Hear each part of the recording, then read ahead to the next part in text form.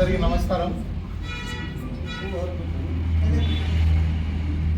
ముఖ్యంగా electronic and print media వారికి అందరూ కూడా రెడ్డి గారికి ప్రత్యేకంగా ధన్యవాదాలు నమస్కారం తెలియజేస్తూ ఇవాళ ఒక న్యూస్ వస్తూ ఉన్నది.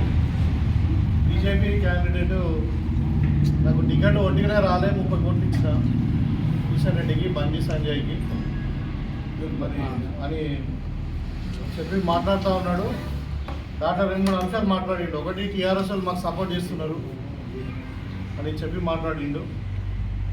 ఇంకొకటి ఏంటంటే, అవసరం ఉంటే ఓటుకు 2000 అయినా నేను డబ్బులను ఇచ్చి గెలుస్తాను, మీరు ఎవరు పనిచేసే అవసరం లేదని ఏదో ఒక సందర్భంలో మాట్లాడిండు. నేను ఈ సందర్భంగా బీజేపీ నాయకులను, కిషన్ రెడ్డి కావచ్చు, బండి సంజయ్ గారు కావచ్చు, వాళ్ళని అడుగుతూ ఉన్నాను, ఇది నిజమా? మరి నిజంగానే మీరు 30 కోట్లు తీసుకొని టికెట్ ఇచ్చిండ్రా? మరి మీకు టీఆర్ఎస్కు ఉన్న ఒప్పందం ఏంటి? మరి నిజంగానే మీరు రాబోయే కాలంలో ఓటుకు 2 కోట్లు 2 లక్షలు అంటే 2000 రూపాయలు ఇస్తున్నారా? మరి ఇదంతా తేల్చాల్సిన అవసరము బీజేపీ నాయకత్వం మీద ఉన్నది. మరి సమాధానం చెప్పాల్సింది నేను డిమాండ్ చేస్తా ఉన్నా. అది కాకుండా ఇవాళ మీరు కంపేర్ చేయండి. ఇవాళ మా క్యాండిడేట్ ఏమో మరి ఎడ్యుకేషన్ ఇస్తూ ఒక విద్యా సంస్థలు నడిపించి ప్రజల అంటే విద్యార్థులకు విద్యను అందించేటువంటి వ్యక్తి, బీజేపీలోనేమో రియల్ ఎస్టేట్ వ్యాపారి. కంపారిజన్ మళ్ళీ వాళ్ళు ఏ విధంగా ఓట్లు అడుగుతూ ఉన్నారంటే, మోడీ ముఖం చూసి ఓట్లు అడుగుతూ ఉన్నారు. మా మోడీ నిజాయితీ పడడారు ఇంకేదో అని ఉపకారం చేసి వాళ్ళు అడుగుతూ ఉన్నారు. మేమేం అడుగుతూ ఉన్నాము, ఈ 12-14 నెలలలో మేము చేసినటువంటి పనులను చెప్తూ భవిష్యత్తులో ఏం చేస్తున్నాం, ఏం చేయబోతున్నాం తెలంగాణ ఎస్పెషల్లీ గ్రాడ్యుయేట్స్ కానీ మేము అడుగుతాం. మరి ఎజెండా క్లియర్గా అనేది మాట్లాడుతాం.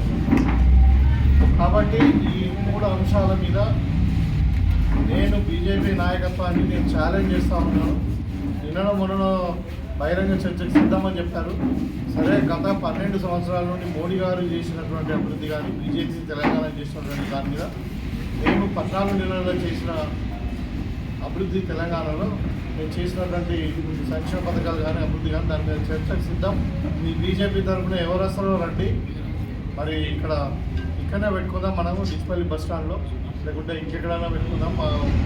మా జిల్లా ప్రెసిడెంట్ గారు వస్తారు, మేము వస్తాము, పెద్దవాళ్ళందరూ కానీ మేము వస్తాము. బీజేపీ వాళ్ళ సవాల్ విషయంలో మరి వాళ్ళ క్యాండిడేట్ ఎవరైతే ఉన్నారో అది పేరైతే అంజిరెడ్డి కదా, అంజిరెడ్డి మీడియాలో చెప్పినటువంటి మాటలు నిజమేనా కాదా దాని మీద అంటే ఏమంటారు స్పందన బీజేపీ వాళ్ళతో జవాబు కోరుతాము.